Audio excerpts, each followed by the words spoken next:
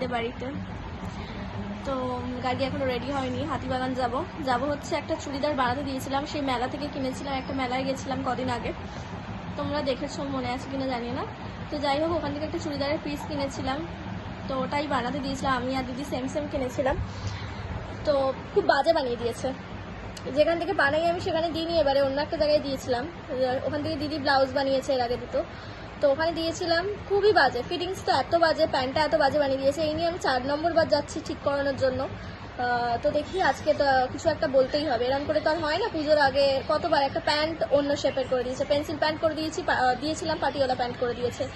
তো প্যান্টের শেপটা ব্যাকা, চুড়িদারের ফিটিংসটা খুব বাজে, তো সেইটা নিয়ে আবার আজকে যাচ্ছি, দেখি কি বলে। আজকে তো একটা কিছু করতেই হবে। যাই হোক, পুজোর আগে, পুজোর সময় করতে হবে, পুজোর আর বেশি দিনও বাকি নেই। তো চলো গিয়ে দেখা হবে। তো আমরা বেরিয়ে গেছি, অনেকগুলো কাজ নিয়ে বেরিয়েছি। গার্গির কেক ডেলিভারি করার ছিল, আমার অনেকগুলো কাজ আছে, ওরও জামা ফিটিংস করানো আছে। তো চলো, একটা কাজ হয়ে গেছে, ওর কেক দেওয়া হয়ে গেছে, আমার ব্যাংক থেকে টাকা তোলা হয়ে গেছে। তো এবার যাব, দিদি দাঁড়িয়ে আছে স্টারের সামনে, হাতিবাগান যাবো ঝগড়া করতে।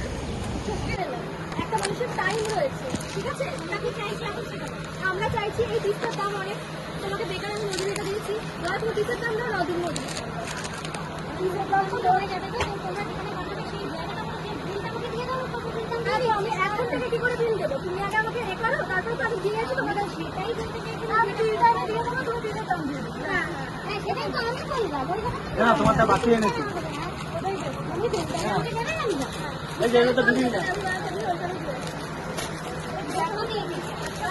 তুমি টাকা দিয়ে পড়াচ্ছ, দেখো তুমি তো ওর থেকে জিনিসটা রিসিভ করবে, তুমিও নিচে তাকে টাকা দিচ্ছি। হ্যাঁ, আমি তো টাকা দিয়েছি, দেখো দেখো এটা কি কোনো সেলাই? তুমি আমাকে একটা কথা বলো, আমি যেটা করবো আমি একটা সেলাই, একটা সেলাই, আর এটা প্যান্ট, আমার পায়ের কাটাটা চলে আসছে মাঝখানে, আমি তাহলে কিন্তু তোমাকে বললাম সেটা আমি দিন কদিন, আমার জিনিসটা তো নষ্ট হয়েই গেছে, এটা তো যা কাটা তো কাটা হয়ে গেছে, আমি একটা কাপড়, এত দামি জিনিস হবে, আর পাবো আমরা এই জিনিসটা? এই জিনিসটা যখন পাবো না, এই জিনিসটা ঠিক করলেও সেরকম ঠিক হবে না, কারণ জিনিসটা পুরো কাটা হয়ে আমার কথা হলো, ও বললো পুজোর পরে প্যান্টটা আমি ঠিক করবো। এবারে পুজোর পরে ঠিক করে আমার কি হবে? পুজোর সময় করবো না, পুজোর সময় করবো, আমি বাড়িতে গিয়ে প্যান্টটা করছি এই কাটাটা থেকে সাইডে, প্যান্টটা তো পুরো ব্যাকা, এই যে প্যান্টটা পুরো ব্যাকা কাটা, এটা কি কাটা? সেটার কথা না, তুমি যখন একজনকে দিচ্ছ তার থেকেও তোমার দরকার, তোমার দেখে নেওয়া জিনিসটা, কারণ আমরা যখন কমপ্লেন করেছি এরকম বাজে করে দিই, তারপরেও তুমি সেম জিনিসটা আবার করলে, একটা গায়ে ফিটিংস করতে দিলে একটা রাউন্ড সেটা করে দিয়ে দিতে, তাহলে ভাই আমার যেখানে এখানে ঢুকছেই না, তারপরে তো আমি আবার করে দিই, আমি তোমাকে বলে দিলাম যে দিদি বুকের কাছে আবার টাইট নয়, বুকের কাছে সেই আবার টাইট করে দিতে, কোমরের কাছে এত বড়, মানে আমি ওখানে আবার আর একটা কোমর দিতে পারবো আমাকে এত, মানে একটা করে দিয়ে একটা জিনিস বাদে দিয়ে কি মানুষের কাজ ছেড়ে কি মজুরি আসে? যখন আপনি ধরো বলছেন এইটাই কাজ, এই টাইমে আমাদেরও কাজ থাকে, আমরা কি করে কথাই বলেছিলাম, এই খাতাটাকে ও আগের দিন বসে পড়িয়ে নিয়ে যেতে পেরেছিল বলে আমি দুপুরটাই বলেছিলাম, দেখো আমাদের কাজ থাকে, এই টাইমে তো রোজ বললেই আমি একটা চুড়িদারের জন্য আজকে 4 দিন, আর কদিন আছে? কালকে কিন্তু এমনি এসেছিল, কালকে দিয়ে না, আমি একটা ফোন করতে পারতে বলে তুমি ওটা খুঁজেছিলে, না না কালকের দিন কিন্তু ফোন সবসময় ধরা যায় না, কিন্তু এরকম কি ওর সাথে কোনোদিন এরকম ফিডব্যাক গেছে যে আমি ফোন একটা তোমার ফোনটা সুইচ অফ হয়ে গেল? আরে টাওয়ার পাওয়া যায় না, কিছু সময় তো মানতে হয়, তোমাকে না না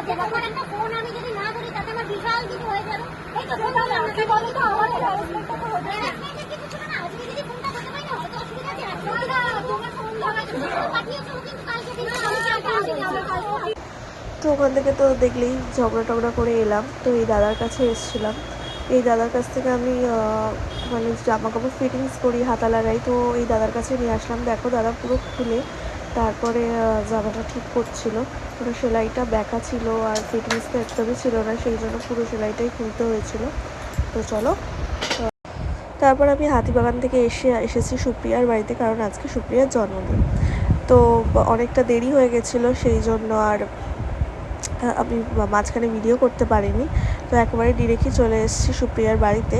আর এই কেকটা সায়নী দিয়ে অর্ডার করেছিলাম, দেখো কি সুন্দর ফটো দেওয়া। দেন তারপরে ও তো এত খাবার দাবার নিয়ে চলে এসছে, স্ন্যাক আইটেম, কেক, মিষ্টি, তারপরে ফিঙ্গার, ললিপপ সবই ছিল। তো যাই হোক, এবারও কেক কাটবে। তো কেক কাটার আগে দেখো কত রকমের পোজ দিতে শুরু করেছে, ফটো তুলছে। তো ফটোগুলো তোলা হয়ে গেলে দেন ও কেক কাটবে। ওই ছোট কেকটা তো আমি এনেছি, ওটা গার্গির দিয়ে করিয়েছি, কারণ খুব তাড়াতাড়ি আজকেই গার্গি করে দিয়েছে। আর পাশেরটা হচ্ছে ওর বন্ধুরা এনেছিল। Happy birthday to you, happy birthday to you. Happy birthday, Nana Sarikutya. Happy birthday to you. Ding dong, ding dong. भाई ये नहीं देगा মোমবাতিটা সুপ্রিয়া, মোমবাতিটা দেবা। বলছি কি খুব জোর বৃষ্টি এসে গেছিলো, তাই তাড়াতাড়ি ডিনার করে বাড়ি চলে এসেছি। আর বাড়ি যাওয়ার আগে তোমাদের একবার প্যান্ডেলটা দেখিয়ে দিলাম।